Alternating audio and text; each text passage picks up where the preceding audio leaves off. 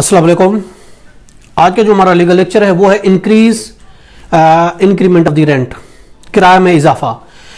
किस तरीके से लैंडलॉर्ड किराए में इजाफा कर सकता है, उसके बारे में कानून क्या कहता है किराए में इजाफा करने के लिए। देखें, अगर हम सिंध रेंटेड प्रीमिसेस ऑर्डिनेंस की बात करते हैं, सेक्शन 9 है 1979 का, उसमें लिखा गया है limit of the fair rent. जब फेयर रेंट कंट्रोलर मुकर्रर कर देता है एक दफा, तो 3 साल से पहले किराया नहीं बढ़ सकता और किराया का इजाफा 10%।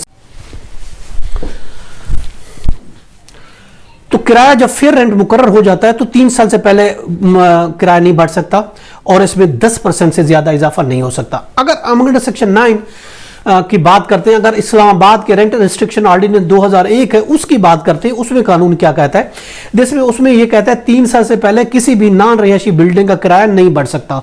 जो इस्लामाबाद रेंट रिस्ट्रिक्शन ऑर्डिनेंस है 2001 इस्लामाबाद का रेंट का कानून ये कहता है increase of rent in certain cases हो सकता है 3 साल से पहले नॉन जो रिहायशी बिल्डिंग है उसका किराया नहीं बढ़ेगा।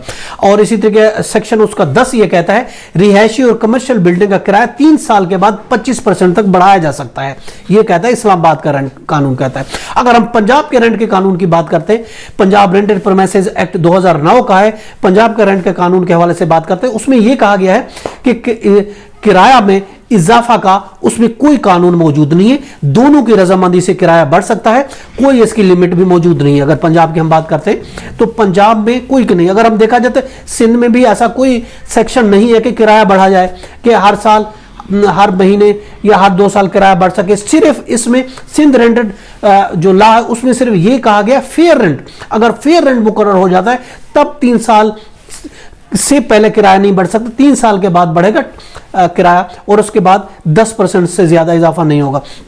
अगर हम बात, जैसे मैंने कहा, पंजाब रेंट लॉ की बात करते हैं, पंजाब रेंट लॉ में कोई ऐसा प्रोविजन नहीं है जिसके मुताबिक किराया बढ़ाया जा सकता है, जिसके मुताबिक किराया बढ़ सके। हाँ, आपस में अगर म्यूचुअल अंडरस्टैंडिंग है दोनों से वो किराया बढ़ा सकते हैं, उसकी कोई लिमिट भी नहीं दी गई कितना बढ़ा सकते हैं, वो आप म्यूचुअल अंडरस्टैंडिंग है। अगर हम कंटोनमेंट लॉ की बात करते हैं, कंटोनमेंट रेंट रिस्ट्रिक्शन एक्ट है 1963 का, वो एरिया जो कंटोनमेंट एरिया में आते हैं वो इलाके, अगर हम उसकी बात करें, उसका अंडर सेक्शन 8 है, उसमें भी ये कहा गया increase in fair rent, fair rent के बारे में, इंक्रीजमेंट के बारे में कहा गया कि अगर फेयर रेंट बढ़ जाता है, कोर्ट ने फेयर रेंट एक मुकर्रर कर दिया, फिक्स कर दिया, तो किरायादार की मर्जी के बिना नहीं बढ़ सकता। अब एक दफा फिक्स हो जाए तो फिर नहीं बढ़ सकता, अनलेस कुछ एक्सेप्शन मौजूद है, अदरवाइज किराएदार की मर्जी के बगैर नहीं बढ़ सकता।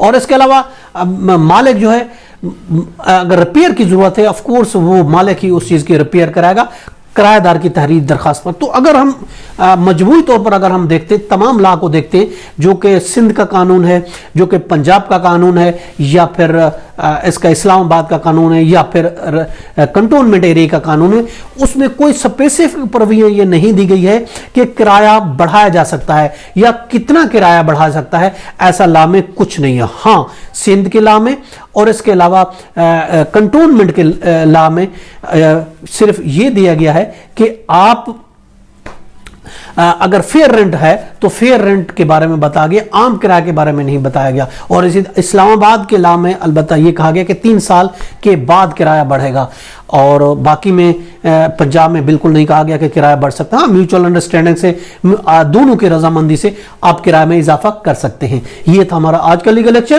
कि किस तरीके से किराया बढ़ाया जा सकता है। मुझे इजाजत दें, कर फिर मिलेंगे। अल्लाह हाफिज।